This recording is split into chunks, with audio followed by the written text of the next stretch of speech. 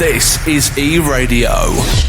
It is time for the very first edition of Medical Monday on eRadio, and we've been looking forward to it for so long. Dr. Dylan Joseph joins us this afternoon, ophthalmologist and also eye surgeon. Today, he's going to introduce himself, in case you haven't seen our article on him yet, and we'll be talking about where exactly his passion started for it as well, and talk about a few interesting terms and advancements in technology. Dylan, Dr. Dylan, good afternoon to you. How's it going? Good afternoon, Ian. Thanks very, very much for having me on the show. It's a great privilege, and I think what a fantastic initiative that you've got here going, and flying the Southern Cape flag high. Very proud to be part of the show, and hopefully we can take ophthalmology and understanding refractive surgery and a bit more about the eye to our people of the Southern Cape and beyond. It's so interesting. We just spoke about it off air, and there's all these terms. And today, I'm learning a lot as well as we go along. But let's go back in time. And I mean, you've got a very impressive CV. Let's talk about your passion first, and what got you interested. Yeah, so Jan, we go through medicine obviously first, and that's 6 years of studying at varsity. And then in South Africa, we've got compulsory years doing our internship and our community service years. And very often we end up in a peripheral hospital during our com service years. And that gives us exposure to a broad range of disciplines. And I was very lucky enough on the northern coast in KZN there in Mpangeni to do 6 months of ophthalmology in my community service year.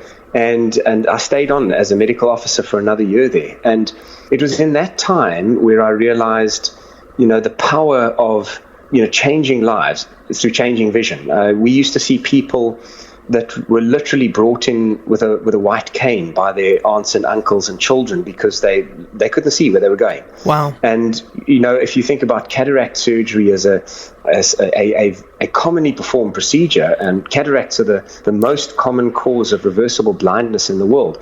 And I remember vividly, I used to have a list on a Friday, as a junior does, of course. And that means the ward rounds are on Saturday mornings. And it just still gives me goosebumps to this day, taking those patches off the eyes. Oh. And in unison, we had 5 or 10 people just singing in Zulu songs. Wow.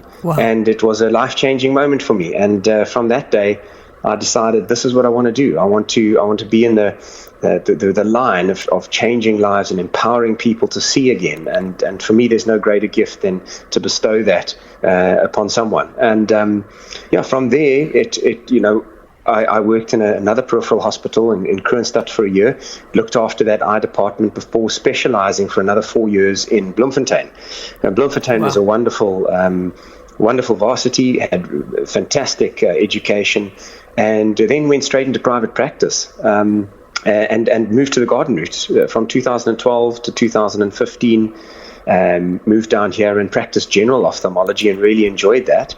And then during that time, had the interest, developed the interest for refractive surgery. Basically, in 2013, 2014, I got a call from a colleague who trained me in Bloemfontein. And he said, would you like to consider doing laser vision correction in Knysna? And laser vision correction is not something that as a postgraduate, meaning while specializing, you get a lot of time in. And so he was my mentor basically in laser, and he brought down a laser vision correction unit, installed it. He helped me with my first few lists and got me going. And that's really what ignited the passion. And from there, I got the opportunities to go and do a few courses overseas. And then a game changer was following this passion to a world leader and pioneer in laser vision correction surgery in Dublin, Mr. Arthur Cummings. And I was fortunate enough to spend 2 years with him and immerse myself just in vision correction technology. So basically anything to help you reduce your dependence on a contact lens, a spectacle, a pair of reading glasses, and if you've got cataracts, to look at the technologies to help you, improve your vision with cataracts. And a lot of those technologies can now help us be spectacle or contact lens independent from there as well. Dr. Joseph, you're also a pioneer in the garden route in terms of getting a new technology here first, I believe. There are a number of really good units in the country that have a laser vision correction technology. In the specific laser that I use, though, is the same one that I brought back from Ireland, the same technology. And with regards that one, yes, that's called a suite, a refractive suite. So it's got 2 laser systems. So there's no blades to create our flaps when we're doing what's called LASIK nowadays. It's gas, it's plasma, it's bladeless, it's painless. There's no knives, there's no needles. And yes, there are 2 of those specific suites in South Africa used to do the LASIK with the flap, and then to do the laser excimer ablation. But there are other suites in the country that still use that same laser technology, but are just different companies that supply it. So from that perspective, I was used to the technology I was using in Europe. Our nomograms were refined. I was getting the same outcomes as as Arthur Cummings, who was teaching me. And so I decided, well, if I want to come back to South Africa, I wanted to be able to provide the same platform with the same results. And that was my motivation for bringing back that same technology here. Wow, very, very interesting. Just, Dr. Joseph, tell us, what exactly is refractive surgery? What does that mean exactly? So refractive surgery is changing a person's eye to see the way a spectacle or a contact lens or a pair of reading glasses would have done. We're changing the way the light rays bend through the eye. Wow. To make those light rays fall at the perfect spot at the back of the eye for clear vision.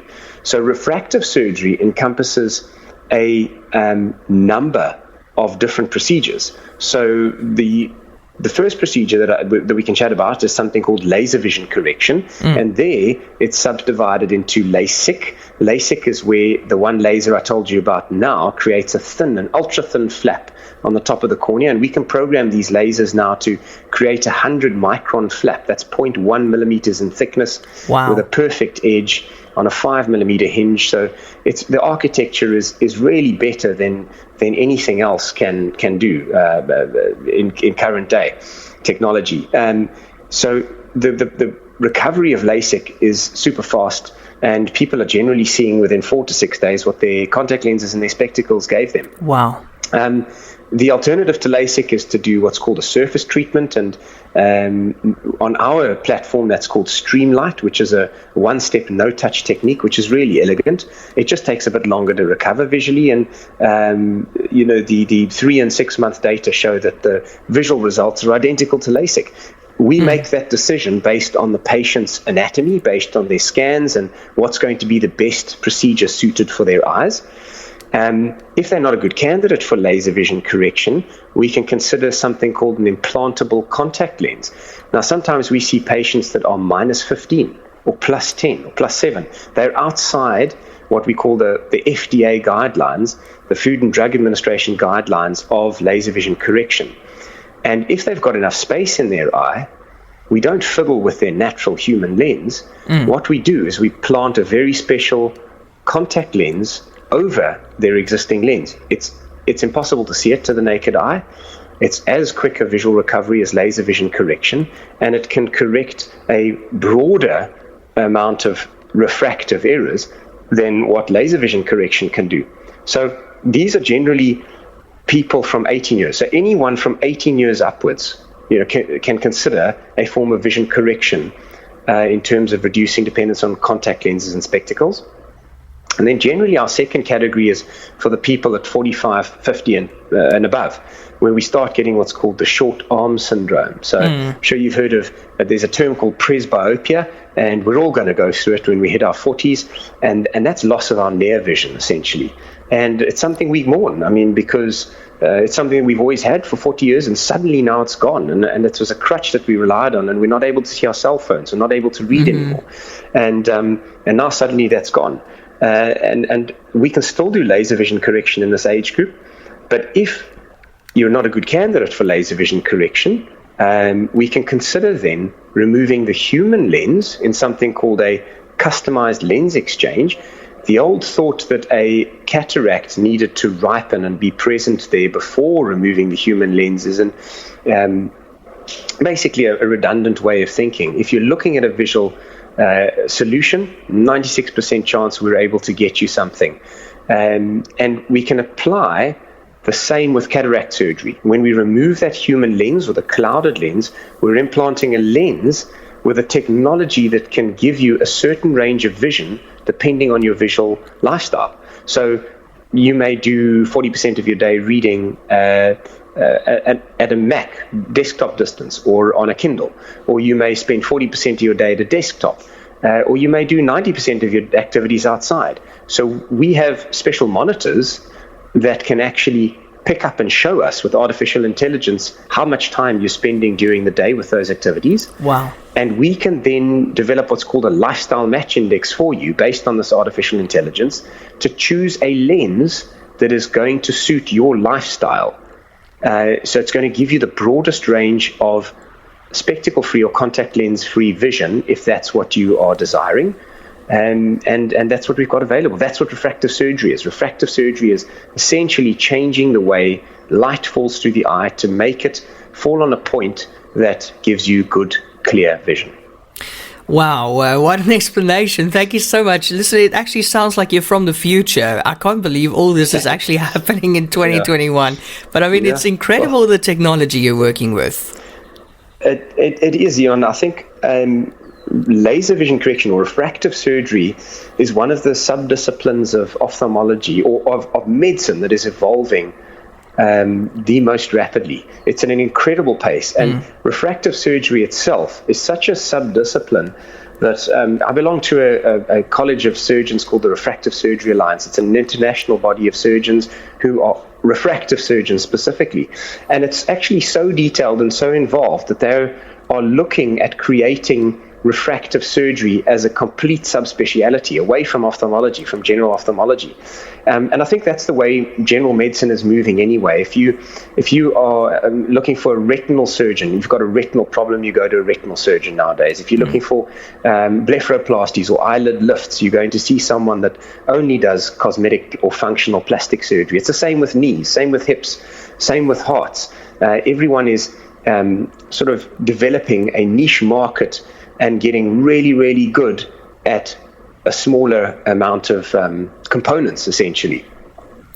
I'm looking forward to a more in-depth discussion in the weeks to come where we'll talk about laser and especially the myths, because there's a lot of myths going around, and it's always nice to have a bit of a myth-busting session. But I just want to ask you, you mentioned that somebody could be or could not be a good candidate for laser. Just want to ask you quickly, what would that mean? How would you know that somebody's not a good candidate for laser?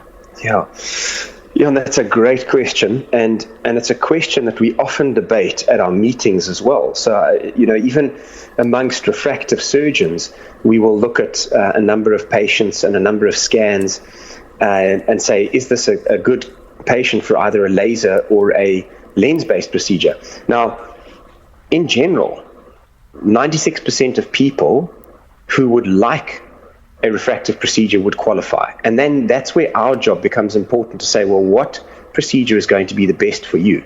So we take a very detailed history from the patient. So family history is really important. So if a patient has a disorder of the cornea called keratoconus, which, if you can imagine a rugby ball that Mornay Steyn got hold of 12 years ago, and more recently in the British and Irish Lions tour, and zapped it through the poles and distorted it really badly.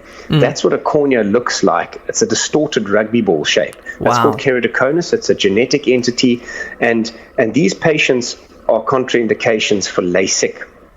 They are not necessarily contraindications for reshaping the surface of the eye to better fit a contact lens or a pair of spectacles, and that's a totally different talk. We've got technologies available now called topography-guided lasers, where we can map the shape of your cornea, its lumps and bumps, put it into the software, and the software says to smooth this out. To give it the most optically smooth surface, this is the laser profile we need to do. In these cases, it's not to get people out of spectacles and contact lenses. It's important to remember that for keratoconus. But it does often help if their corneas are thick enough to help improve their quality of vision with a spectacle or contact lens. So those patients would be a contraindication. People that are perhaps ladies that are breastfeeding, and are pregnant now are an immediate contraindication, but 3 months after cessation of breastfeeding or pregnancy, then we can certainly consider their laser vision correction options.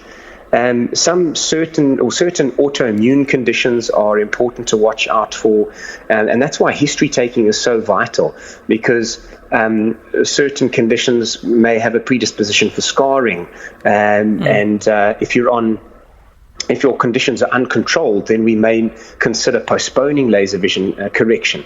So, and if the patient's corneas are just too thin, and they've got a lot of warning signs on them that they're not stable, then we would rather look to something like an implantable contact lens procedure. So at the end of the day, as I've said, you may be not be a great candidate for one procedure, but as a refractive surgeon, it's our drive, it's our passion to try and find you a procedure that may suit you and is going to, at the end of the day, give you the same visual outcome. Wow, that's so fascinating. I also want to ask you, Dr. Joseph, cataract surgery.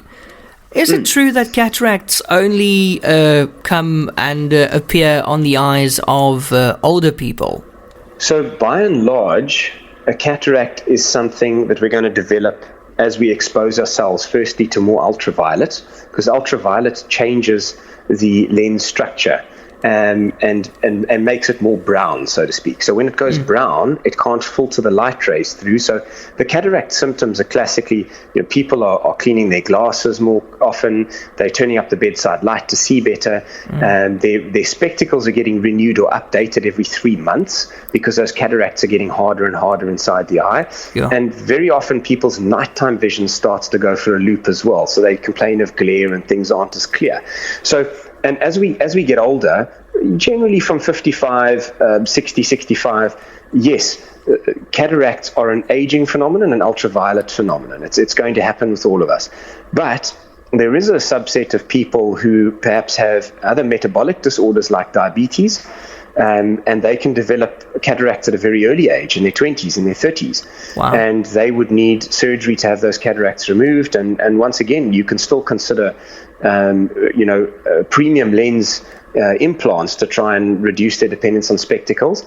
And some are congenital, meaning some people are born with cataracts, and it's a hereditary problem. And those need to be picked up very early and sorted out very early, because if a cataract is left in a child and it's big enough, a child's first formative years are in those first 7 years of their life. And if there is an impediment in their visual system, then the brain actually switches off the development of the nerves to that eye. Wow. So it suppresses it, and beyond 7 that can be potentially irreversible. So there's a number. It's not just confined to older people, but by and large, yes, cataracts are something that we're going to develop beyond 55, and we find it more commonly in our southern hemisphere climates, and the reason for that is ultraviolet.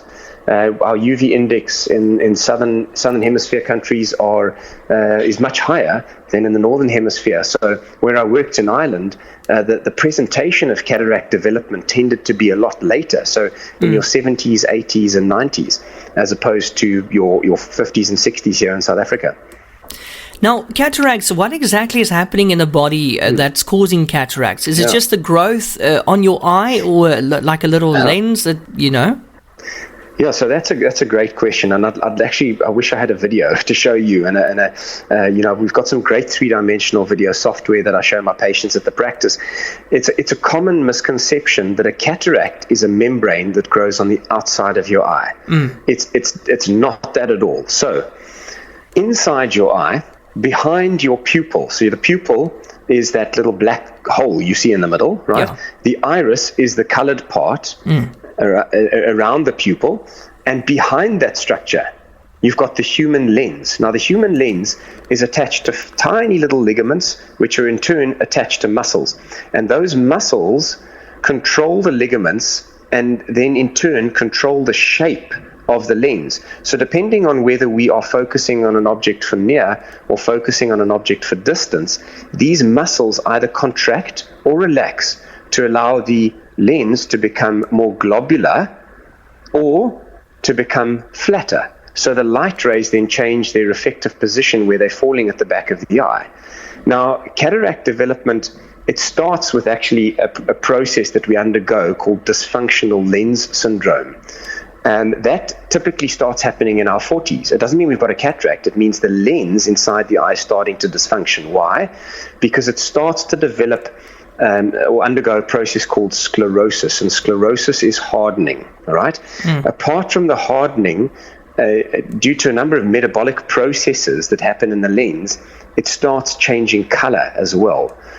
Not only that, but the muscles and the ligaments around that lens start slowing down. So it's like gymming. You know, you go and do a repetition of a bicep curl, and you can only do so many before that bicep starts taking strain. In our eyes, we can do millions of bicep curls until we get to our 40s, and those muscles then start slowing down. And when they start slowing down, that's when you lose your near vision. This is when we start referring to what's called the dysfunctional lens syndrome. So getting back to the talk about, you know, removing the human lens, we can remove a human lens if it's dysfunctional, not necessarily only if it has a cataract. It just depends on what's going to best suit you. But the cataract is a clouding of the human lens. It comes from the Greek word, and basically that clouding happens in the meat, in the substance of the lens.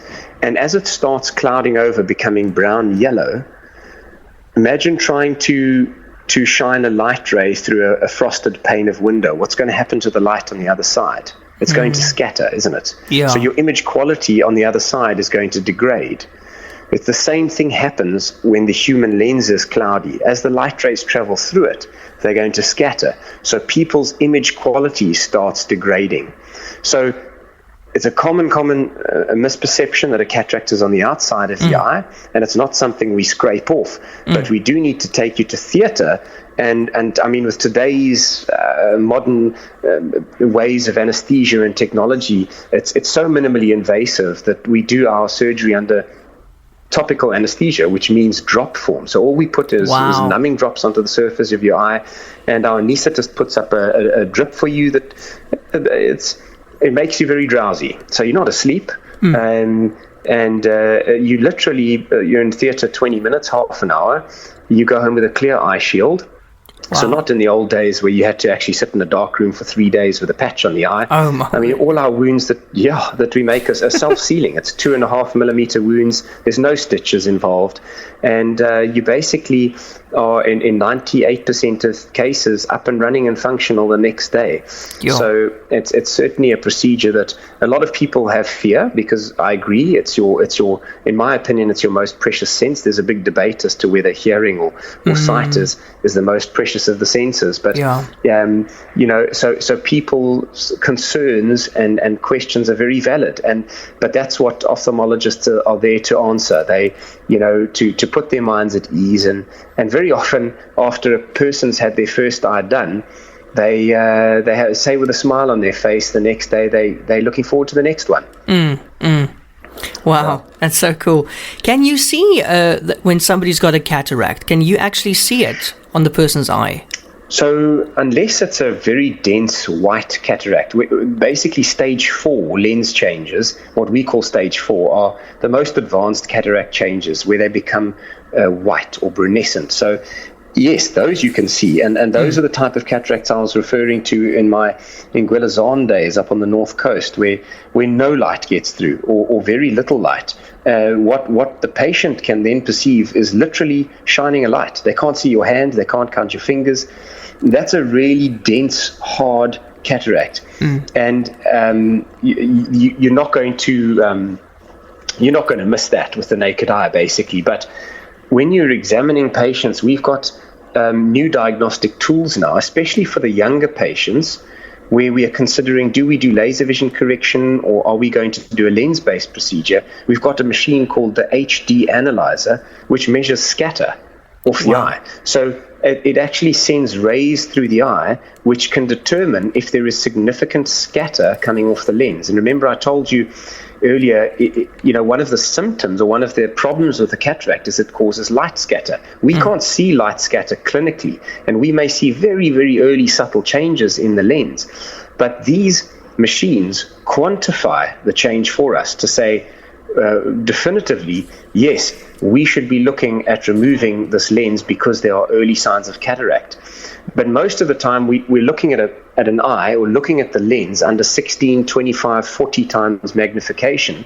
And when we put drops into the eyes to make the pupils nice and big, we can really examine the lens under high magnification and get a really good idea as to the discoloration of it. Remember, cataract changes are often picked up with yellow, brown hue or tinge to the lens, and then obviously a reduction in their vision quality. So people may come to you and say, well, look, I'm not seeing as well through my specs or my contact lenses as I used to, and I'm cleaning my spectacles more, and I just, I can't see.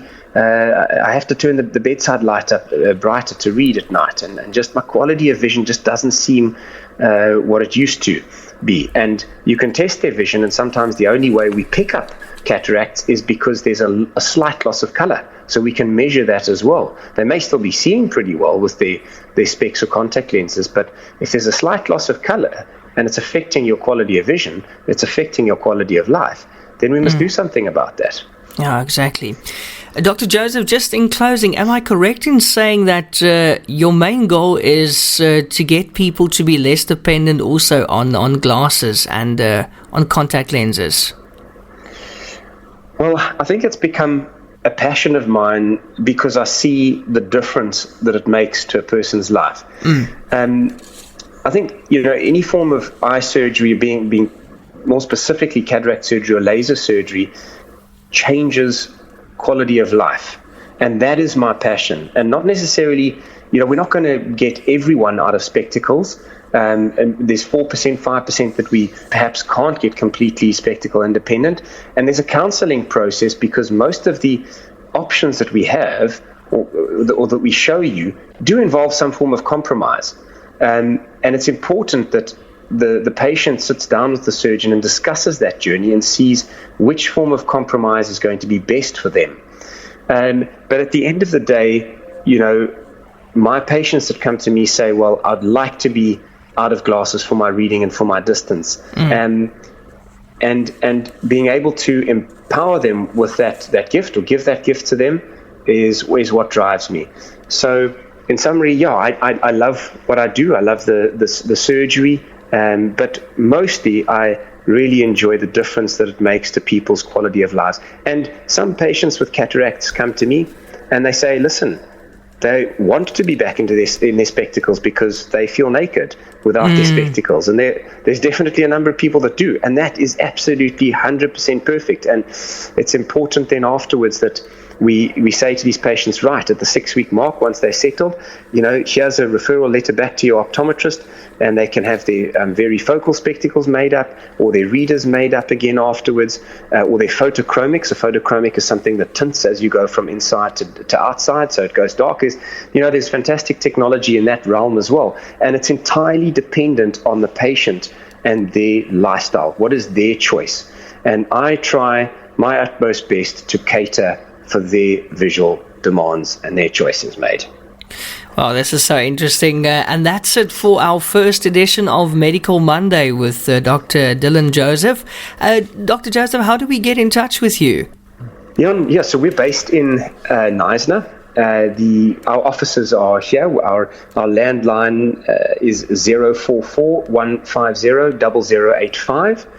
Alternatively, we've got our website, and all the contact details are on the website as well, and that's www.dr for Dr. Dylan Joseph, DYLANJOSEPH.com. And the email address is on the website as well, and Mariska or myself are happy to take questions, and we often do. We something that evolved through the lockdown as well, Ian, was online consultations and virtual consultations. Wow. And we've opened up an app through a link called Calendly. And, if people are wanting to explore their options of spectacle and contact lens independence, then they can go straight through to that app. and book a 15 to 20 minute chat with me, I can actually share the screen and I can show them 3D animations of what laser vision correction is like, what cataract surgery is involved in, and what technologies are available to them. So, yeah, although I suppose COVID's had its run with the world, but it's actually opened a few different avenues and that we've been able to explore, and hopefully empowers people to make better decisions on their vision. Absolutely, and our listeners, of course, can also click on the banner on the eRadio website, which will take you right to Dr. Joseph's website. What an interesting and insightful conversation today. I'm already looking forward to next week. Absolutely, on me too. And once again, thanks so much for the opportunity. And I hope we've given a few nuggets to our listeners out there. Absolutely. Looking forward to next week. Thank you so much, Dr. Joseph. Thanks, Ian. All the best. Have a great evening.